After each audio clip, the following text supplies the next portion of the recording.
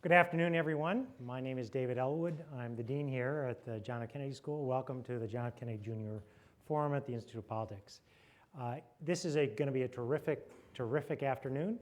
We have a spectacular public servant, someone who represents all of the values that we aspire to here at the Kennedy School, public service, both in military as well as in a variety of other political contexts, certainly someone who we all know and admire.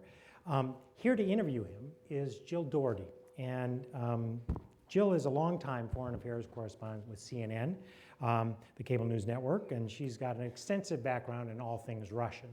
And indeed, that happened at an early age. She said, when we were 13 years old, my sister and I walked into our first Russian class. I was hooked from the very first da. Of course, nothing's going on with Russia right now, so that won't be of any great use. She's also a fellow at the Shorenstein Center on Media, Politics, and Public Policy. She's been a CNN correspondent in all variety of situations, ranging from the State Department. She's traveled extensively with various presidents, and she's done extensive coverage in Russia, and certainly with Vladimir Putin, Yeltsin, post-Soviet transition, Georgia, Chechnya, and most recently in Ukraine. I can't think of anyone better to interview our guest at this time than Jill Dougherty. Please welcome her, and thank you very much. Thank you. Well, I am really thrilled to be here. And boy, Senator McCain, it's great to see you again. We usually see each other in Washington, but this is a really wonderful opportunity. I was going to say intimate conversation here, but we've got the bleachers up there, so you've got a lot of people. High up there and glad to hear it. And I'm sure there are a lot of questions as well. So I think you all know the drill. I almost don't have to introduce Senator McCain, but you know, he was first elected to office in 1982 in the Senate for a very long time with a very distinguished career. He's the son and the grandson of Navy admirals. We know his history, which in Vietnam, that obviously is something that we respect very much in your service. And he is very involved, as we know, in foreign policy. He's on many committees, but especially Armed Services and the Committee on Foreign Relations. So I want to start with a question that I've been thinking about, a deep political question. I want to know who the Republicans are going to put up to run against Hillary Clinton's grandchild in 2052. I'm thinking about it. I'm sure you've got a lot of votes. Pale, tan, ready, rested. Ready? Yeah. And by the way, thank you for not mentioning that I ran for president. I appreciate that. Well, wait, maybe after I lost, I slept like a baby. Sleep 2 hours, wake up and cry. Sleep 2 hours, wake up and cry. Thank you for that. Could I mention one other line that I Absolutely, absolutely. I ask your sympathy for the families of the state of Arizona, because Barry Goldwater from Arizona ran for President of the United States. A guy named Morris Udall from Arizona ran for President of the United States. A governor of ours, Bruce Babbitt, ran for President of the United States. I, from Arizona, ran for President of the United States. Arizona may be the only state in America where mothers don't tell their children that someday they can grow up and be president of the United States. So I ask your sympathy. So wait a minute, this time, are you going to run in 2016? I just want to make sure we put that on the record. Well, there's a lot of groundswell out there at the old soldiers' home that want me to go back into the breach. But no, I think I've had my, I accept the verdict of the American people. This guy, Morris Udall, by the way, who ran one of the funniest men in Congress, some of us old enough remember, he ran in a series of primaries against Jimmy Carter in '76, and finally lost, and he came out in front of the press and he said, "The people have spoken, the bastards." I know how he felt. Well, let's go on to some weighty international issues, if you will. You just got back from a trip to Europe. You were in interesting places, too. Yes. Moldova being one of them. Let's begin, obviously, with Ukraine. We were both in the green room back there talking about comments by the Russian Foreign Minister, Sergei Lavrov, which sounded ominous. I know I was looking specifically, he said that any attack on Russia or Russian citizens' legitimate interests would be an attack on the Russian Federation, and Moscow will retaliate in kind. I mean, what would you say right now the United States should be doing with that, it looks like a threat? Joe, could I mention first, I think we have to understand Vladimir Putin, what he's doing right now. I predicted that he would go into Crimea because his vision of restoration of the old Russian Empire depended on Sevastopol, the naval base, which is their avenue to the Mediterranean. I'm not predicting what he's going to do now because I'm not exactly sure what he's going to. He's sure what he's going to do, because I think he's figuring both cost and benefit to further action in Ukraine. Now, he wouldn't have 40,000 troops on the border if he wasn't at least considering his options. If he wasn't going to do something more, he obviously would have pulled them back.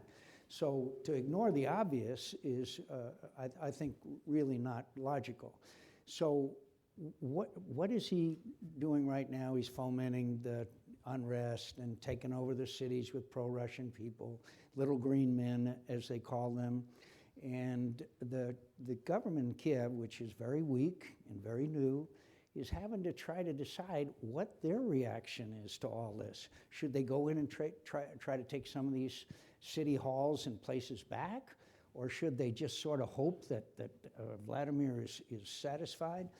The general who's the head of NATO, General Breedlove, and I talked the other day, he thinks that among other options that Putin is predicting is to go across the south, take Odessa, which is one of their key ports for moving a lot of things, including drugs and arms and other things, and go up to Moldova, where in Transnistria you've got 1,500 Russian troops, quote, peacekeepers there, and of course Moldova has no military whatsoever.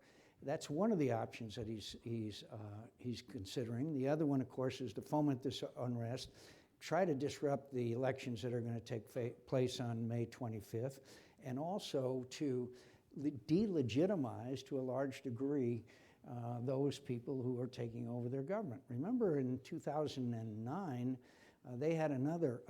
2004, they had another uprising, and obviously it turned to ashes because of corruption and a whole lot of other reasons, which we won't waste time on. So I think the first thing we have to understand is, what is Vladimir Putin? Who is he? What does he want? And what are his aspirations? We know about the ruble crashing. We know about their stocks going down. We know all about that. But his popularity in Russia has skyrocketed. And he says that he can make up for the sanctions by selling oil and gas to China. Yeah, and I think he probably can, although that's going to take some construction, obviously. So Vladimir Putin is a KGB colonel that wants to, he said on several occasions, not me, but he said the greatest disaster of the 20th century was the breakup of the Soviet Union. So if we understand Vladimir Putin and what his ambitions are and who he is, then I think we can adequately develop a response that could be effective. And it has to be pretty tough. What is that, though? Well, to start with... If they go across the border with troops, what do you do? From short-term, providing the Ukrainians with some defensive weapons. Now, this is how ludicrous this situation has become. They wanted to give MREs, the meals ready to eat, to Ukraine, but they didn't want to fly them in American airplanes because they didn't want to provoke Vladimir Putin. So they sent these MREs in by trucks. And by the way, we found out in Syria that MREs don't do very well against helicopters and tanks. But ranging from giving them some weapons to fight with, helping them with training. By the way, we have military assistance programs with some 50 countries. And then in the long term, develop a plan that can be implemented sooner than a lot of people predict to make Europe and Ukraine energy no more independent, make these countries independent of their dependence on energy, oil and gas. And we can do that over time. And if it was a crash program, we could do it a lot faster than people think. Now, in between, obviously, I think restoring the missile defense systems in the Czech Republic and Poland, arming and training, and we're doing some of this now. 600 of our troops are in Poland right now as we speak. Readjust our force structure to the new kind of challenges we have. Economic sanctions that are tough.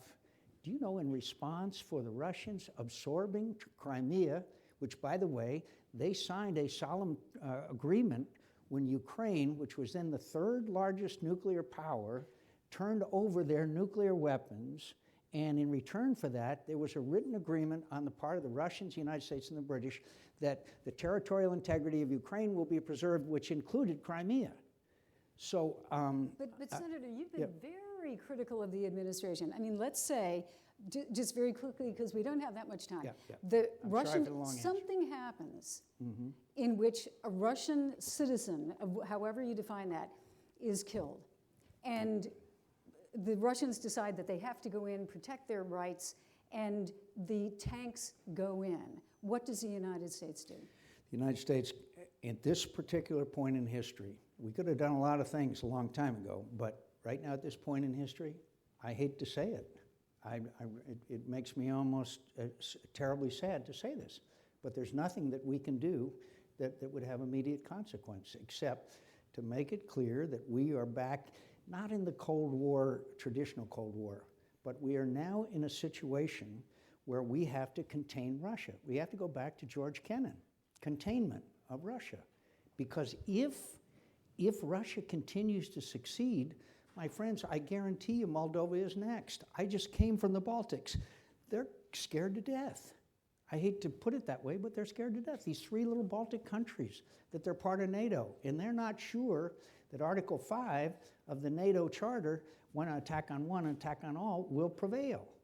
So I think we would have to obviously take the sanctions, the diplomatic situation, any kind of agreement or anything that we do that would benefit Russia would have to be stopped. And by the way, until they become energy independent, my dear friends, the other bad news is Europeans aren't going to do anything. They're not going to do anything. Mark my words. There'll be a lot of rhetoric. They won't do anything.Ey're too dependent on the energy from Russia. I would like to tell you something different. Let's move to another part of the world. Let's move to China. You have another very serious... By the way, could I just mention? Sure. You know, I was sanctioned by Vladimir Putin. Did you know that? You and he don't get along very well, do you? I was sanctioned by him. What is this? I had to cancel spring break in Siberia this year. It was terrible. Why doesn't he like you? I just don't understand this. I don't understand. Why don't you like him? One time he told, I think it was a British diplomat, said, I have two big problems, Chechnya and McCain. So I was flattered to know that he felt so strongly about me. But anyway. Okay, well, on to China. We have, another very dangerous situation.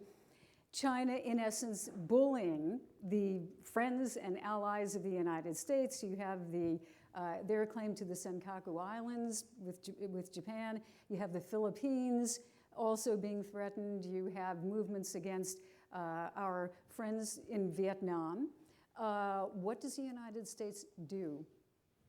What should Could I just sum up before we leave Ukraine? The richest, most powerful, strongest nation in the world can find ways to contain Vladimir Putin if we develop strategies to do so. I mean, I can't go through more detail with you, but we still are the preeminent power in the world. So to think we can't do anything about Vladimir Putin is just sophistry.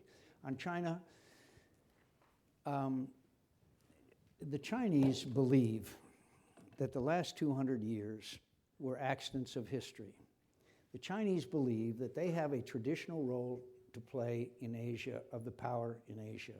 One time I spoke to Lee Kuan Yew, probably the smartest person I ever met in my life, the guy that founded Singapore. And he said, the Chinese will build up their military until they will tell you to move out of Western Pacific, and you Americans can have the Eastern Pacific. But they believe that that part of the world is traditionally and historically dominated by China. Now, they are rapidly developing their military, and they do a pretty good job at it. The day that Chuck Hagel testified before the Senate Armed Services Committee a couple of weeks ago about the massive cuts we're making in defense, the Chinese announced a 12.2% increase in their defense spending. Now, I don't think they're really ready nor eager to challenge us militarily, but I do believe that they are acting in a very aggressive fashion. The Philippines, for example, have one patrol craft. The Chinese have a very strong navy. Our new best friends, by the way, are Vietnam. It shows, well, there's a ship named after my father and grandfather that is in the Pacific and made a port visit to Da Nang not long ago, which shows if you live long enough, anything can happen. But one effect it has had, Jill, is it has really united nations, united them in a way that not many years ago we would never have predicted. I don't think that the Chinese lack patience, but sometimes I see them say things and do things which are not smart. If they're real, they're not as smart as we think they are. But you do have two, let's say, take China and Japan. You have two countries that are very important to the United States. Mm-hmm. Japan, an ally, China, a country with which the United States has to have a very robust and delicately handled relationship. How do you do that when you want to, obviously you want to tell them not to bully the rest of Asia at the same time that you want a relationship? How do you do that? Well, first of all, the Syria decision has reverberated around the globe, and we can get into that maybe later on. But the Japanese now believe that they have to assume a much greater responsibility than they've had in the past for events in that part of the world. The new prime minister, who for the first time has got a clear path for 5 years as prime minister, has done things which I don't agree with, like visit the shrine from World War II where war criminals are buried. But more importantly, they are reinterpreting their constitution to give them much more latitude militarily. And there is this brinksmanship that goes on over the Senkakus and other places with other nations that sooner or later, unless there's a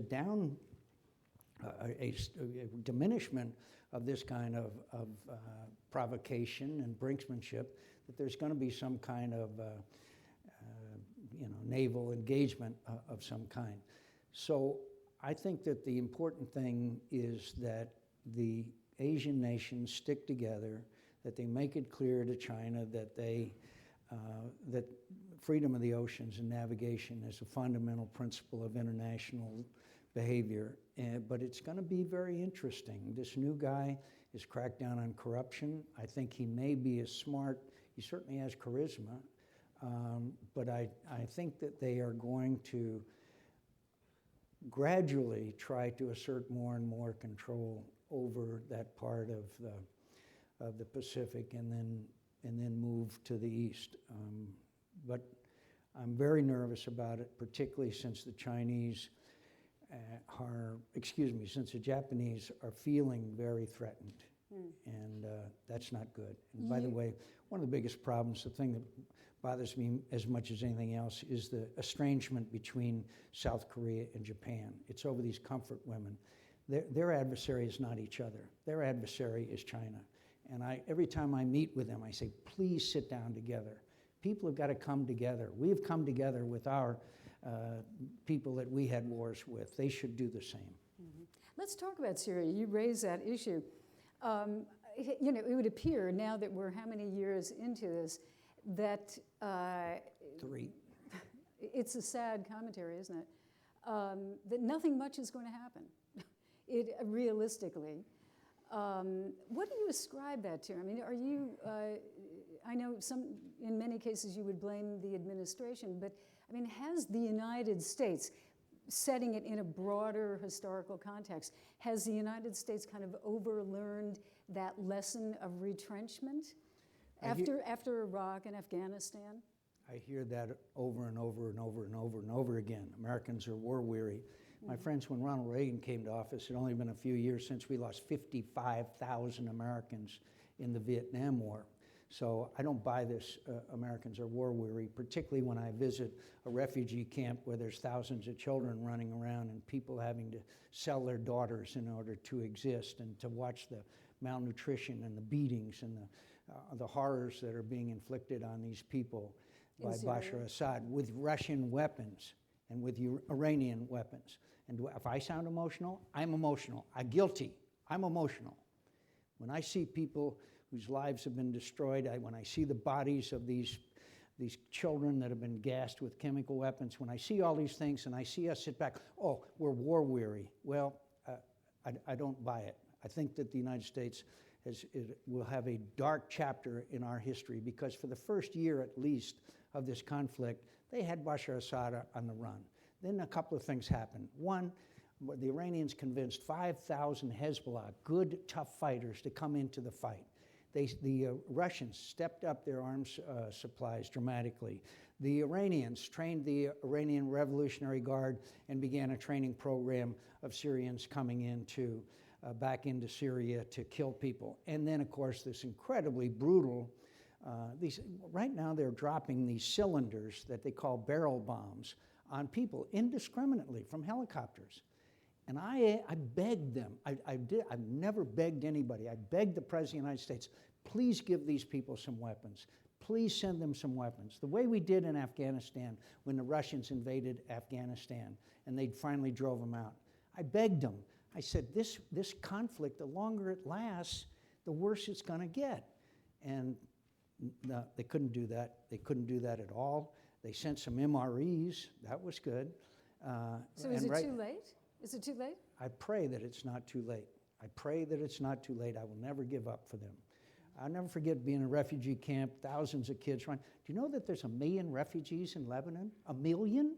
Think of what it'd be like in the United States if we had 1 million refugees. There's 1 million there in this tiny country. I was riding around with this woman, and it was a school teacher in a camp in Jordan, and she said, see all these little children, Senator? I said, yeah. She said, they know that you Americans have abandoned them, and they're going to take revenge on you when they grow up. Now, what are we breeding now?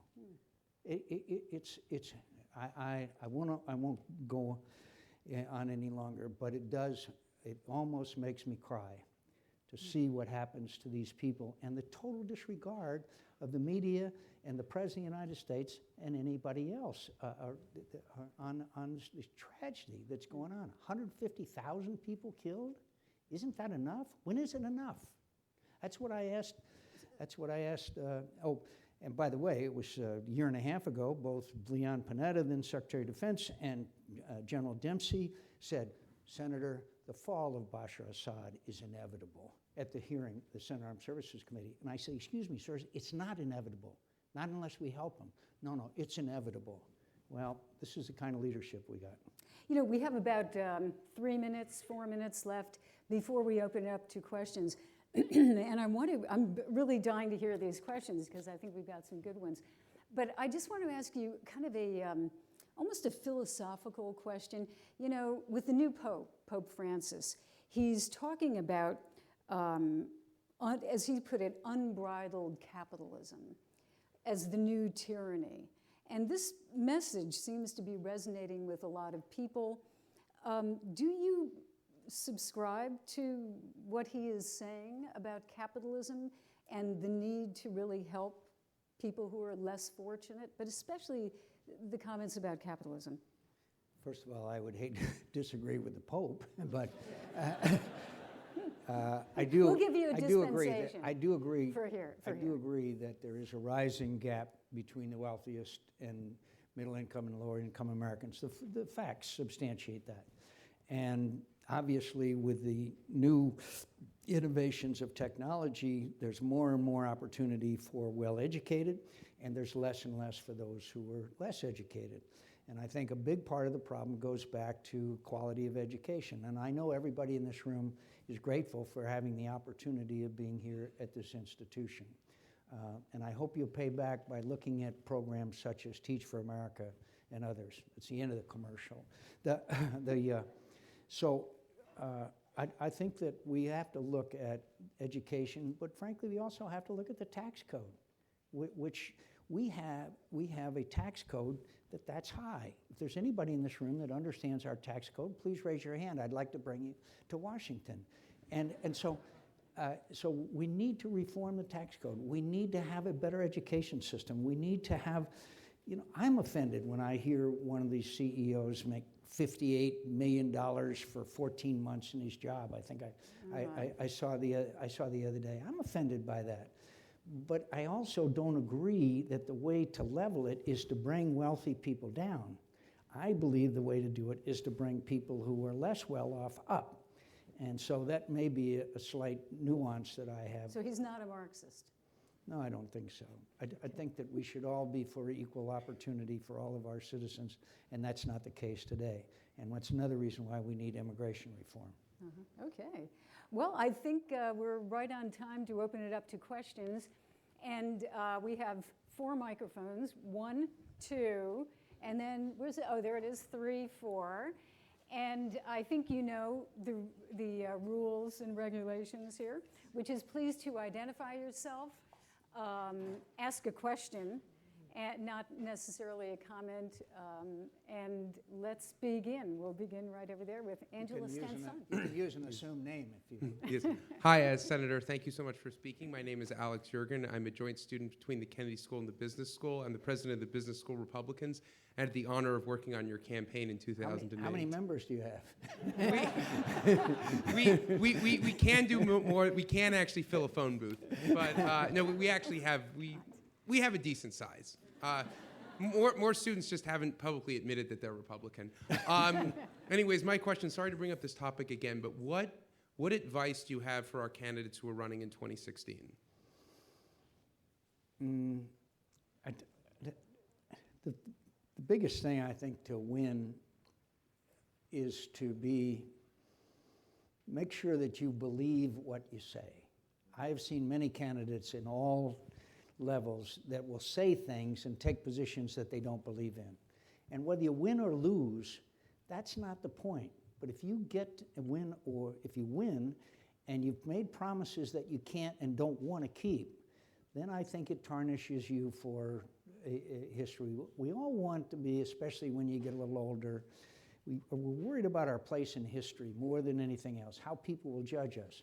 And if you go through a campaign and tell people things that are not true, then and that you don't believe in, then you're going to pay a penalty.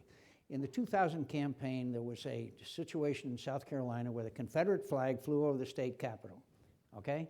And they asked me about it. And I said, after talking to some of my political friends, I said, well, it's a state issue. It's a state issue. I'm not going to get into it. Well, that was a lie. That was a false statement. I went back after the campaign and apologized, but that's one of my biggest regrets, frankly, of all the campaigns that I've been in. So. Okay. Let's go up to the next level there. Thank you. None in the cheap seats. We don't want to. Go ahead. Hello, my name is Ben Bolger, and I'm a Harvard alum. I have a question about the presidential election system that we have right now. With the way the state-run elections are, people will fundraise in major states. They might fundraise in New York, Los Angeles, Boston, but then the swing states, people will actually campaign in the general election in Ohio, Florida, and so forth. I'm wondering if you can reflect on the wisdom of the current system and if there's a need for campaign reform so that people actually will end up campaigning in California, New York, and elsewhere in campaigning for a national election as opposed to a state-by-state process. It's not so much the state-by-state, because if you only had it by population, then no one would go to a lot of the small states. They would only campaign there. So that would be discriminatory against people in small states. But what we really need to do is have campaign finance reform. What the United States Supreme Court has done now in 2 decisions, in my view, is probably the worst decision since Dred Scott. And I'm not exaggerating. There is so much money washing around the political system, most of it we don't know who they are, and I predict to you there will be a major scandal, because there's too much money washing around the political system that nobody knows where it came from. So, and then we go through historically reform, corruption. Right now, in my view, we're at the height of corruption, thanks to the United States Supreme Court. Yes, sir.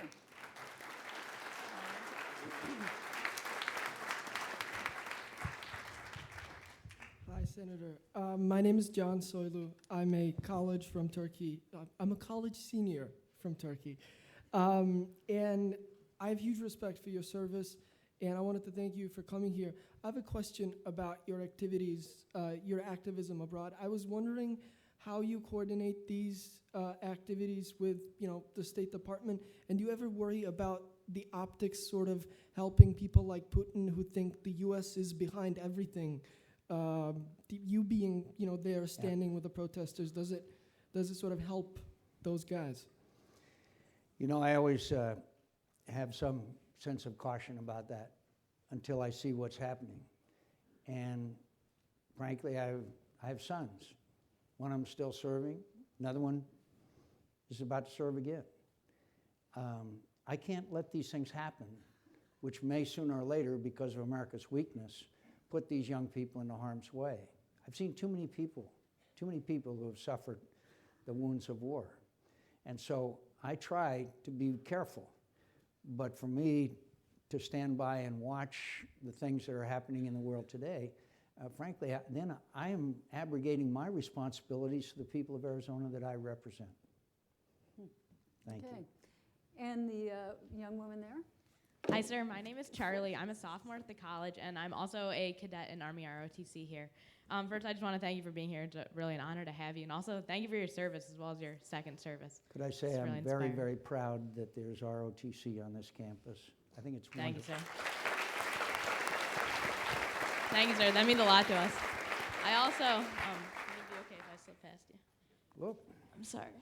Thanks. I have for you, we just made T-shirts. And on behalf of all of the cadets and midshipmen at Harvard, we'd like to present you with our Harvard ROTC T-shirts. On the front, it says Harvard ROTC. Thank you, sir. Thank you very much. Thank you. Appreciate it. All right. Thank you, sir. Excellent. Excellent gift. And do you have a question? I do, yes, as well. 2 years ago, as you know, sir, ROTC was welcomed back to Harvard. And in many of the schools here, the military and veterans are truly embraced. Unfortunately, we haven't really found that at the college. ROTC has been welcomed back in name only. At best, they are indifferent to us. At worst, they create obstacles really to our success and to our growth. So I was wondering first how you think we can convince institutions like Harvard that the military really is important and really will benefit Harvard to be a part of that process. And also second, we have 24 students out of a population of 6,000 college kids who are in Army ROTC. So how do we convince students at colleges like Harvard that the military truly is important and it's a career that they should consider? I hope some of the student leaders and faculty that are respected and admired would promote more the concept of military service. Harvard ranks amongst the highest of applicants for Teach for America, a wonderful program where people, as you know, go into inner cities and Indian reservations, et cetera.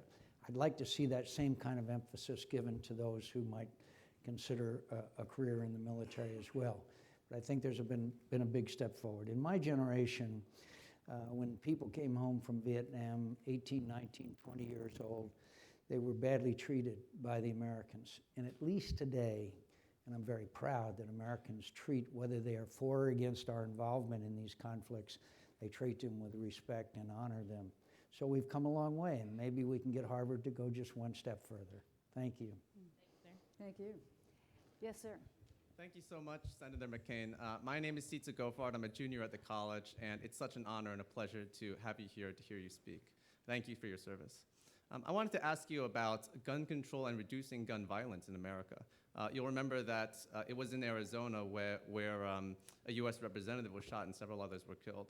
And since then, there have been too many tragic incidents of gun violence across America in schools and theaters.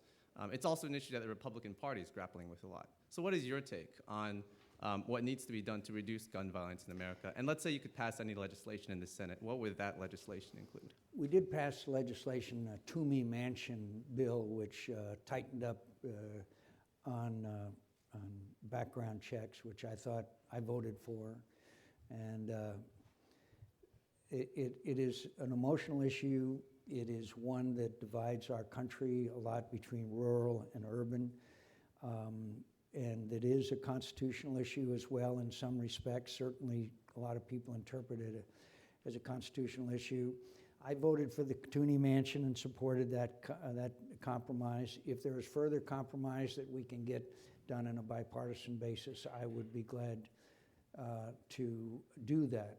At the same time, people do, it's clear in the Constitution, have the right to own weapons. And there are some places, for example, in Chicago, where more murders are committed than any place else in the country, and they're done with handguns. And so does that mean we should outlaw handguns? I'm not sure that that's the answer. I think it's a cultural problem, and equally troubling, of course, are these people that decide to take weapons into schools and other places. It's a terrible problem, and we've got to try to figure it out. And I know that's not a very good answer because I wrestle with it all the time. All right, up there, please. Well, Hello, Senator. My name is Martin Vaivots. I'm a second year at the business school. I'm also one of the few Harvard students from Latvia, and I would like to take the opportunity to thank you for your support and solidarity. My question for you is that it seems the more wrong Vladimir Putin does, the more popular he is at home, and he depends on this popularity rating. What needs to happen in the external environment for that trend to be reversed? Vladimir Putin gave a speech after Crimea and about the Russian-speaking people and how they had to protect their rights, et cetera, after Crimea. So I went back and looked up Adolf Hitler's speech from the balcony of a hotel in Vienna after the Anschluss when they moved into Austria. I'll tell you, it's very similar verbiage that is used. I think that we ought to look back. I don't predict ever a World War III, but I do predict that if Vladimir Putin thinks that he can get away with things, he's going to continue to do it. So I think that we need to bolster the defenses of Latvia. We got a commitment from their president that they would increase their defense spending, which has been abysmal, as you know. And we're going to have to station troops there. We went to a joint exercise that was between U.S. Marines and Latvian military, which was very impressive. So we need to do that. What we have to do is things to convince Vladimir Putin that the price of further misbehavior doesn't balance out to the benefit. And right now, when you've only sanctioned 11 people and one bank, put yourself in his shoes. He's done pretty well. He's taken Crimea, and 11 people have been sanctioned. That's not exactly what I call deterrence. Thank you, and I love your country. Riga is one of the beautiful places on earth, and I love to go there and spend some time. Thank you. It's good that we have a lot of international students here getting some good questions. Yes, please. Hi, Senator. I'm from Ukraine, from Eastern Ukraine, and I'm a graduate student of International Relations in College Civitas in Warsaw. And first of all, I wanted to thank you for being there with us on Maidan. And my question would be, based on a casual, very popular belief that Putin will not invade Ukraine, he will not initiate a full-scale military invasion. To what extent, what are the chances that we are wrong? Are there any signals that would indicate that such a scenario is not so improbable? What's your take on that? And Well, first of all, I was in the Maidan where there was 250,000 people in freezing cold demonstrating because they wanted to get rid of one of the more corrupt dictators in the world, Yanukovych, whose son, by the way, was a dentist, made $1 billion. That's a good practice of dentistry. And I know, and you know, what the people of Ukraine want, especially young people like you. You want to be part of Europe. It's the music, it's the culture, it's the lack of corruption, it's everything about Europe that attracts them. And look, today, Foreign Minister Lavrov said, well, any more provocations and attacks on Russian citizens, we'll have to go in. They're playing at least brinksmanship right now. And I think we'll know in the next few days or maybe weeks what's going to happen. But I'll tell you, it was an inspiring experience for me to be in Maidan with all those people. And most of them were your age. Thank you. Okay, right here, please. Hello, my name is Saba Beridze, and I'm from Republic of Georgia. Okay. Well, we did not plan this. I mean, this is... Anti-Russian. Okay. Yes, please. So going back to your discussion about Crimea, you talked about Russia, Ukraine, you talked about Moldova, but you did not mention any word about my country, Georgia. So my question is as follows: like, if United States and the Western powers imposed sanctions against Russia in 2008 when Russia impudently violated my country's borders and killed a lot of people and made cleansing of the human beings, Georgians there. Do you believe that we would be able to dissuade Vladimir Putin from annexing Crimea? Again, I don't know what he's going to do. You know full well of his absorbing Abkhazia and South Ossetia. You also know that he moves the fences a couple of 100 meters every few months, further and further inside Georgia, that they commit a lot of acts of provocation. And by the way, when it happened, it was during the presidential campaign. And I said, we are all Georgians. And you know, I was ridiculed for that. I was ridiculed for saying that we were all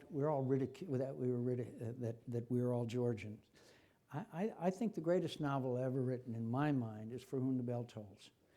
And the title of that book is taken from the poem by John Donne, Ask not for whom the bell tolls, it tolls for thee.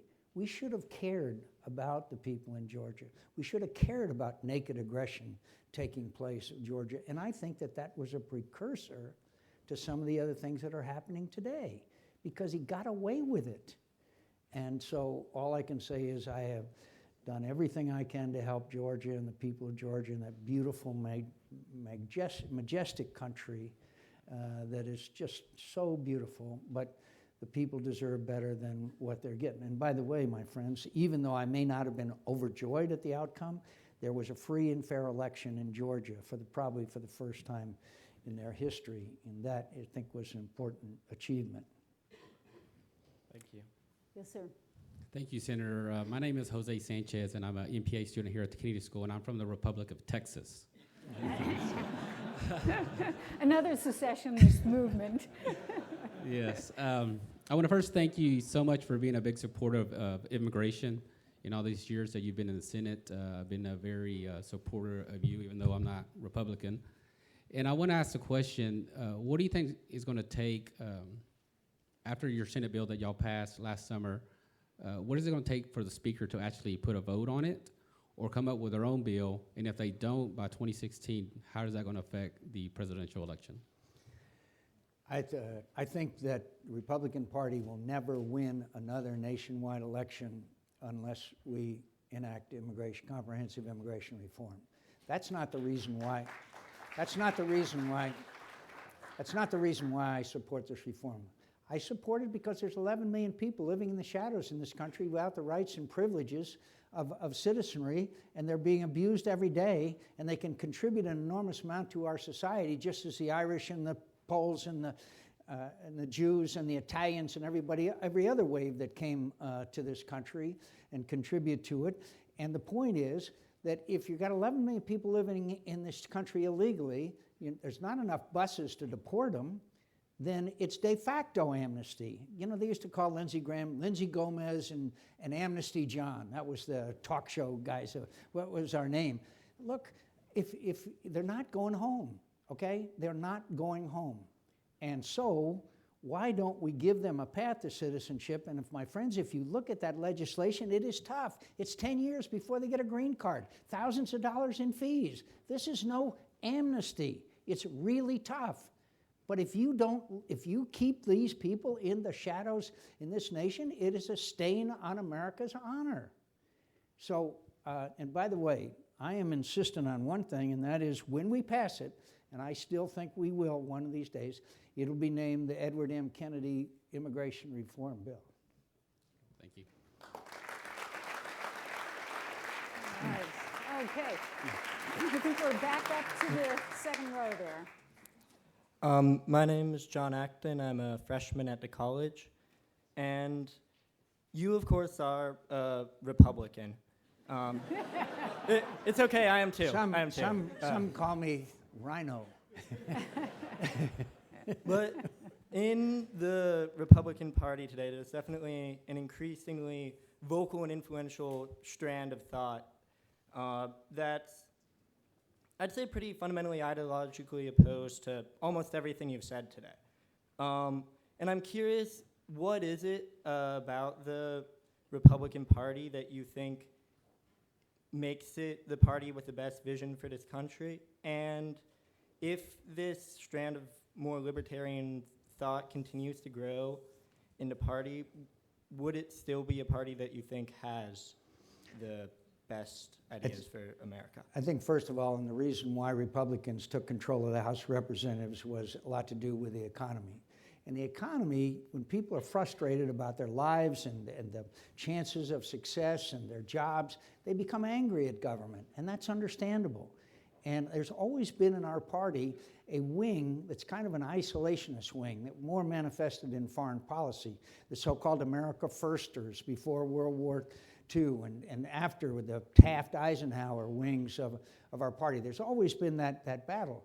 But in 2010, there was a movement called the Tea Party, and they won a lot of elections. Not unfairly. Nobody stuffed the ballot box. It was expression of the majority of the people. And they got majority in the United States Congress. Does anybody contest that election? Of course not. It was a manifestation of the frustration that a large majority of Americans, particularly in states that are between the coasts, that had had enough. And so we have battle in the Republican Party. And those are with primary challengers. If I run again, I guarantee you I will have a primary challenger. As Ted Kennedy once said, a fight not joined is a fight not enjoyed. But the point is that we have that battle. In the 70s, the Democrat Party went through a huge struggle. And then Bill Clinton came along and united the Democratic Party. And we're going to have to come together. We are going to have to. And I see some signs of progress in that direction. Look, I'm of the party of Ronald Reagan. And I still think that history will judge Ronald Reagan as one of the greatest presidents in history. And Ronald Reagan said there's the 11th commandment, and that is you don't speak ill of your fellow Republican. And Ronald Reagan said if a person is with me 80% of the time, he's with me. Now there's an element that says you've got to be there 110% of the time, and we're going to have that battle. Who's running the party then? I think that one, Reince Priebus is doing a good job as RNC. But also, with all this outside money, you know, who was it that said money is the mother's milk of politics? With all this outside money coming in, it diminishes the influence of the party. A candidate now can go to, what do they call themselves, Demint's outfit, Fund for Conservative, and they can go to them and get hundreds of thousands of dollars. Club for Growth or one of these where they don't have to rely on their base of small donors and supporters. Mm-hmm. Okay. Well, more questions. Yes, sir. Hi, Senator McCain. I'm a freshman in the college, and my name is Victor Scandari. I'm also a member of the John F. Kennedy Jr. Forum Committee. And I have a question for you from one of our Twitter followers, Thomas Goddett. What do you think about the Supreme Court's latest decision striking down aggregate campaign contributions? I kind of mentioned that earlier. I think it's a disgrace. I think it's, you know, when my favorite anecdote, when Jack Kennedy became president, he hired and put in his cabinet the smartest and best and brightest. They were called the best and the brightest in America. McNamara and Rusk and all these people. And they went to Lyndon Johnson, who was then vice president, and said, what do you think about all these best and brightest people in America? And Lyndon Johnson said, I just wish one of them had run for county sheriff. Now, I just wish one of these Supreme Court justices had run for county sheriff. They would know the realism. Since when is money speech? If money is speech, then the person with the most money speaks the loudest.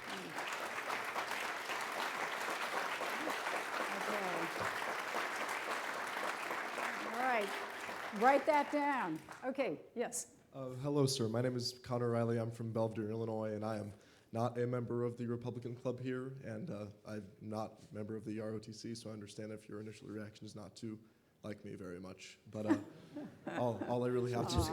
It's a free country. Yes, yes, sir. But I guess mine's not... This can be your softball question. And I do mean this genuinely in the most unpolitical of ways. You are an American hero, and I look up to you very much. Thank you. And after a very long career of public service and looking back and all of the people you've helped, I just wanted to ask, are there any regrets at all? Is there anything? Oh yeah, every day I have regrets. Every day I have regret that I didn't do a little more, that I didn't call somebody, that I didn't do a better job at something. But again, probably my greatest regret was the story I told you about the flag in South Carolina. I probably could go back and look at some of the votes I cast and regretted it. Oh, I'll tell you, when I was first in the House of Representatives, I voted for a resolution that basically supported apartheid in South Africa. A year later, I went to South Africa, and I saw the situation. I came back and voted differently, but I never should have voted the way that I did in that one. I could probably go down the line, but as far as any real huge mistake, maybe running for president. But other than that, I can't. Every time I have done what I believe is the right thing, I've never regretted it. When I've done the political thing, which I've done, I've usually regretted it. And I'm sorry, sir. I know I'm overstepping my bounds, but just given that, if you could go back to the beginning, would you do it again? Would you? Oh, yeah. I'm sorry, this is just for me. Listen, personally. I can't tell you. Listen, I stood 5th from the bottom of my class at the Naval Academy. I was the worst disciplinary problem they ever had. And look, I am the luckiest person you will meet some smarter people and some better people than me, but you will never hear from a luckier person than I am. I am so fortunate that I can't describe to you how grateful I am every day. All right. Well, we have about 5 more minutes, so next question. Hi, Senator McCain. My name is Danny Banks, and I'm a freshman at the college. And I have a question that has to do with one of my government classes with actually Professor Diaz on the American president. And it has to do with how powerful do you view the Senate or individual senators to influence the foreign policy of the president? And has there been a change from the Bush administration to the Obama administration? I think one of the people that I look at historically is a guy named Scoop Jackson from the state of Washington. He ran for president, the nomination, and didn't get it. And Scoop was a very liberal Democrat on all of the domestic issues, but on foreign policy, he was incredibly effective because he was smart. He had people working for him that were outstanding. And for example, Jackson Vanik. I think when you look back at the history of the Cold War, you will see that the Jackson Vanik that required nations to allow Jews to immigrate behind the Iron Curtain was a huge turning point in the whole Cold War. Now that was opposed by Jimmy Carter at the time, but it turned out it was the right thing to do. So I think the Senate, if you use it right, you can really have an enormous influence. If you do it right and you get people to support you and you get a coalition. For example, the sanctions that are now taking effect on Iran that now everybody brags about has brought them to the negotiating table. those sanctions were passed over the objections of this administration. So if it hadn't been for the United States Senate acting, then you could draw a scenario where we would never be at the negotiating table in Geneva, which, by the way, I predict will fail, but that's neither here nor there. So, Okay, I think we have time for one more question. could we do Please. 2 more? Sure. I thought you had No, an I'd like to engagement, do- so I'd like we're to- happy to. No, I'd like to do a couple more. Absolutely. Yes, up there, the young woman. Hi. Oh, I'm sorry. I'm out of, I'm out of order. Yes, Good afternoon, please. Senator. My name's TJ Min, Army officer who's been through SEER training where we watched Return with Honor, where you have a prominent role. Sir, what, I guess, is your definition? Should I or what just should remind the- you, it doesn't take a lot of talent to get shot down.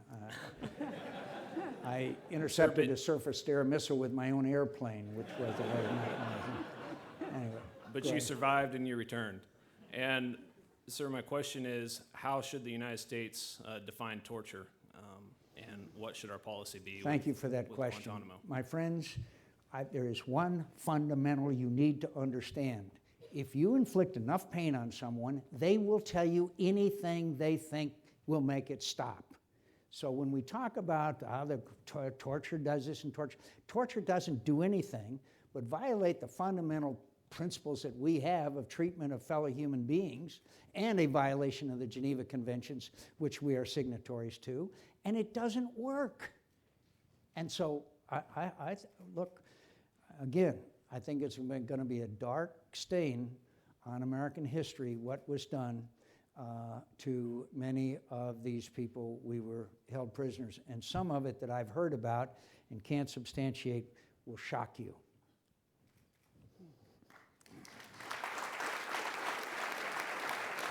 Could we do these Sure, two?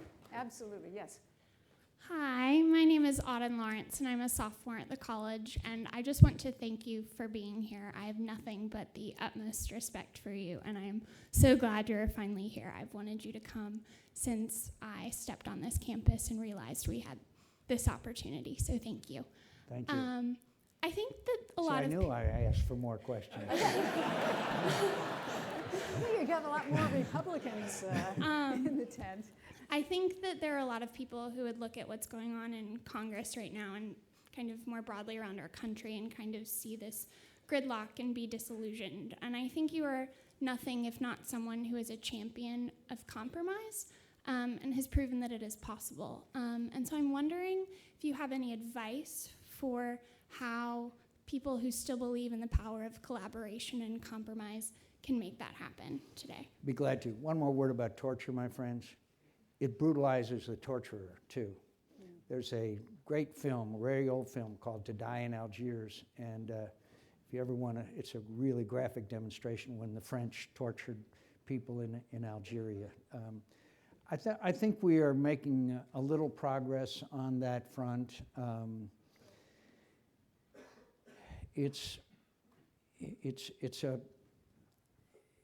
When you have a House of Representatives that their districts are so reapportioned that there's overwhelming majorities of one party or another in those districts, they're not ready to compromise. They're just doing what the majority of their constituents told them to do, and that's stand up for conservative or liberal, whichever it is, and that's a big problem. In the United States Senate, Harry Reid and I have known each other for many, many years, and we get along as friends very, very well. But when they did the nuclear option, it poisoned, which meant it only takes 51 votes to confirm people and to move forward with legislation. It really poisoned the well. And I'm still dedicated to the proposition. In order to change the rules of the Senate, it was supposed to take 67 votes. They used a parliamentary mechanism to do it with only 51 votes, and that was disgraceful.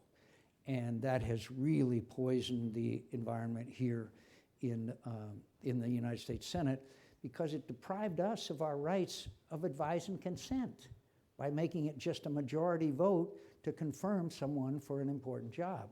And by the way, it means that they are getting more and more radical left people as nominees. It's very serious. For the first, Robert Byrd and many of you don't know, is most accomplished parliamentarian ever in the United States Senate. He was adamantly opposed to that. He was adamantly opposed to doing away with the rights of the minority. But that's one of the big problems. But I still keep hope alive. Okay, yes, please. Hello, Senator. Sorry, I'm too short for this.